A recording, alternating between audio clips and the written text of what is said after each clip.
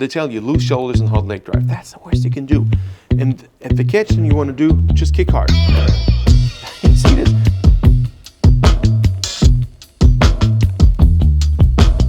Hello and a very warm welcome. My name is Aram and this is take number, believe it or not, 3 of the same video. I found better ways to explain things, and if I can explain things better, I'll do it. So I'm on a Biro Pro. I want to explain how to bulletproof your catch. There are many aspects to this entire thing. Some of that stuff is boat specific, which I explain in a different video on the water. But a huge part of that, the overwhelming part about that, is body position related. And that is something you don't feel on the boat, you don't feel it on a linear airport, you feel it on a Biro. This is why I'm on a Biro Pro here in Vienna, the Biro workshop. I'm talking about bulletproofing your catch in the sense of that you have a lot of upper body motion lift for mid-drive. This is why we need to do this, so that around mid-drive, we still can propel the boat with our upper body weight. If you look at the angle structure of your inboards, this is the only time when our blades are actually in a 90-degree angle to propel the boat. So it is essential to have at least a bit of energy, a bit of acceleration, boat acceleration left when we reach 0. This is 0 degrees. So if you look at the angle curves, these are ones on the top. Now I'm going to the catch. This is about 60 degrees. Usually you want to have 70 degrees. And now look at the red curve. Red is right side, 0. And now I'm going to the finish at 30. This thing can do 80 plus degrees at the catch and a bit more than 40, 45 at the finish. So this is all you ever need. The thing is that most athletes have nothing left when it comes to mid-drive. So their curves, their force curves, the ones on the bottom, look a bit like this. So when the angle curves cross the 0 line, the force curve is already decreased. It doesn't mean you're slowing down the boat, but it certainly means you're not giving it any more speed. And that's a pity. But why is it that we waste everything at the catch? Well, from numerous reasons. If you want to bulletproof your catch, you need to be able to control two main muscle groups, let's put it that way. The muscles around your low back, hip and pelvis. This is why, because if you're at the catch, there's not much you can mess up between your ankles and your knees, and there's not much you can mess up between your knees and your hips. You can, but you have to be very talented to do this. Where you can mess up almost everything is around your pelvis. So when you transfer the energy that goes from your legs into your hip joints, they're a natural turning point of forces. They're designed to do that. And then it goes up into your shoulders and then your arms. So you can mess up a bit with your arms with an early contraction, but you can mess up most of the stuff in and around your pelvis, hips, low back, and around your armpit/shoulders. I recently made a video about how to engage the lat in rowing, and a lot of you may have thought, well, why is he talking about lat? And you want to have bigger lats? No, because this is essential in order to propel the boat. If you don't understand how to engage your latissimus dorsi effectively, there's no way you will have the upper body lift for mid-drive, because you will have pivoted here, and we don't want that. We want to have a continuous acceleration. Why? Because the boat accelerates much better if you have a continuous acceleration and a force curve that is more a plateau or has a late peak, has either a late acceleration peak or a continuous acceleration. Why? I'm starting to apply force. There's an airfin here. So in the boat would start to move. Now, the airfin travels away from my hand because it moves. It gets out of my way. I move it, so it starts to rotate. I move the boat starts to go. So eventually the boat collects speed. Now, naturally, if I apply the same amount of force, my force would decrease because my boat's speed increases. Why? Here's a strain gauge, here's an angle sensor. So what you see here is raw data. A Biro has an accuracy tolerance of 1%. There's no algorithm, this is pure raw data. There is no guesswork what it could be and based on this. No, it's data, raw data. This is why I use it for scientific research. And if you're here, it is very likely your boat has already picked up so much speed that your force curve naturally would drop.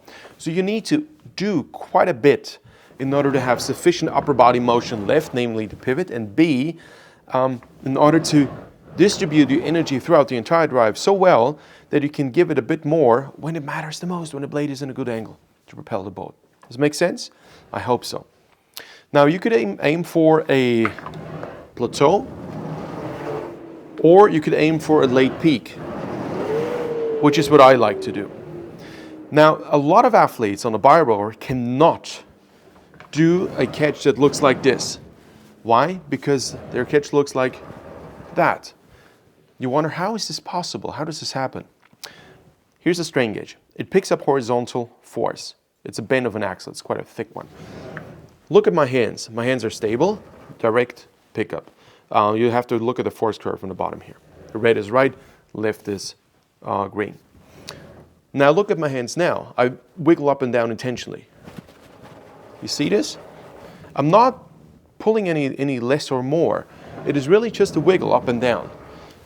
In other words, if you go up and you start to apply force and your hands go up like this, you will have a multi-stair build-up.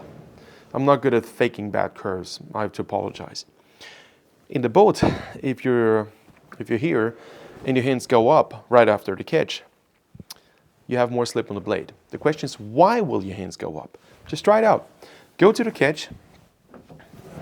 Don't do anything. Loose shoulders, loose low back, hard legs. Everything they tell, well, loose low back, no. But they tell you loose shoulders and hard leg drive. That's the worst you can do. And at the catch, then you want to do, just kick hard. You see this? Your hands shoot up immediately. Say, well, it looks like a good pickup. Yes, but you haven't seen the rest of the stroke. This is what the rest would look like. Why is this happening? Well, it's because essentially we have a lever, the upper body, which is in a forward angle. And we have force being applied here and resistance on our hands. Naturally, either this happens, and then the first response of many athletes is to do this, to go up. Then the upper body's already up right here, and you end up at mid-drive and nothing's left. It's not just a beginner's mistake, it happens to many. So how do you correct this? How do you bulletproof the catch? Well, look at the video I recently did. It's called How to Engage Your Lat. I sincerely recommend you watch this, and I sincerely recommend you subscribe right now because I will bring out more videos like these. Let me know in the comments.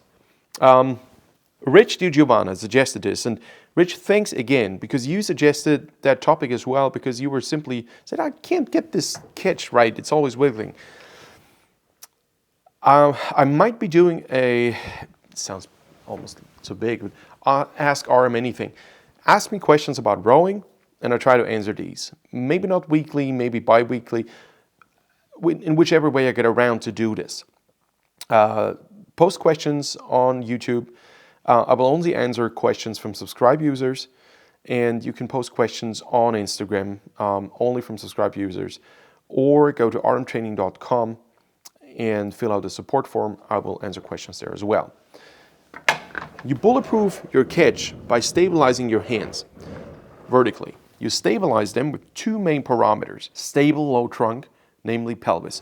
That's exactly the mobility I was referring to. If you have to be able to do this here, and you have to be able to feel it and control it. Next thing, you have to be able to control your shoulders. That's the lat part about it. So that's the vertical aspect. If you're able to do this and work against this by simply stabilizing here and there, that's already a third of the Rind, as we say in German. The second aspect is you need to be able to transfer force around the pin. This is not a linear erg. On a linear erg, you go to the catch and your spine will compensate. So your spine will be eventually a bit around, and it's actually absurd. Because this has nothing to do with the rowing motion, zero. But your spine will start to absorb the play you have at the catch by simply being hunched. And this is where your small muscles, stabilizer muscles around the spine suffer, and then the spine suffers. This is where you get all the injuries from. The other thing is that on a linear erg, there's simply a straight pull. But a straight pull is not what happens in a boat. In a boat happens this. And this is where the tricky part comes in. If you spend all winter, all summer on a linear erg, your shoulders stiffen up, and you completely lose the feeling of how to go from out in That's part number 2 of 3, how to bulletproof your catch. Work around the pins. Work in semicircles. Now, how do you do this? Do you do it like this? No. We need to lock our arms. Not lock out, but lock. Always keep a bit of a reserve angle, like 3, 4, 5 degrees. And then, all of a sudden, your shoulders have to work. Because if you always compensate with your arms, your shoulders never have to engage. More precisely, the lat. So you need to exclude that factor. Keep your arms low. So essentially, I'm going to control my hands vertically with my lat, and I want to go in with my pectoralis minor, like that. I use like scissors, but, and that's important, the energy for this is derived from the legs. And now comes the part the legs have to play. My legs start to kick, to push. It's not soft, it's quite hard. If you watch the Newton scale, that's almost 38 kilos, just on the left hand. So that's about 80 kilos I'm pushing here, left and right, together. That's not nothing for a rowing stroke. Typically it would be around 30 kilos or so. Your pec minor has to go in, has to help your straight arms to go in, but the energy for that comes from the legs. And that is something you can only practice on a bar rower, because this is where the energies go around and you have this direct pickup. We spent so many hours on making sure that here there's no play. You know how much work this is crazy. By the way, if you want to learn how these things are built, hop over to the Biro YouTube channel or to biro.com. This is where we weekly now post vlogs on how things are made. What does a transmission look like? Hear it, we still have some play in here. And I'm trying by opening those screws to push the shafts together that there's no play anymore. So that's the thing, these are flange bearings, and the idea is that no matter how well you build something, there is always an industrial tolerance. I mean, this is, and the play is significantly less than 1 millimeter, but you still feel it. So now comes the fine-tuning part, where Felix tries to bring these two axles as closely together as possible. Why is it so difficult to build it, and what it's like when we service a machine, and a bunch of very interesting things. Also open to any suggestions and topics. So it's biro.com and the Biro vlog. Now, point number 1, stabilize your hands vertically with your lat. Big thing. Move around the pin with your pec minor and a long lat. 3, your legs are slaves to the muscles around here and there at the catch. When it says full force, it doesn't mean full force with your legs at the catch. It means full force of your trunk transfer muscle groups, and the legs apply as much as these parts can handle. That's essential to understand. And the next thing is, once you have collected a bit of speed, so the airframe is rotating quicker or the boat is going quicker, then the ratio of energy input from your legs to speed output is a much higher one, so the momentum decreases, and this is when you can add more legs because now the body can handle it. That's the 3-part motion. At the catch, be careful, your legs only apply as much as the wrist can handle, the wrist, quote unquote. Stabilize your hands vertically and move around the pins. It is as quote-unquote simple as that. And if you do it correctly, I'm feet out in my work clothes, but if you do it correctly, it looks a bit like this. This is where you get the straight and stable shoulders from.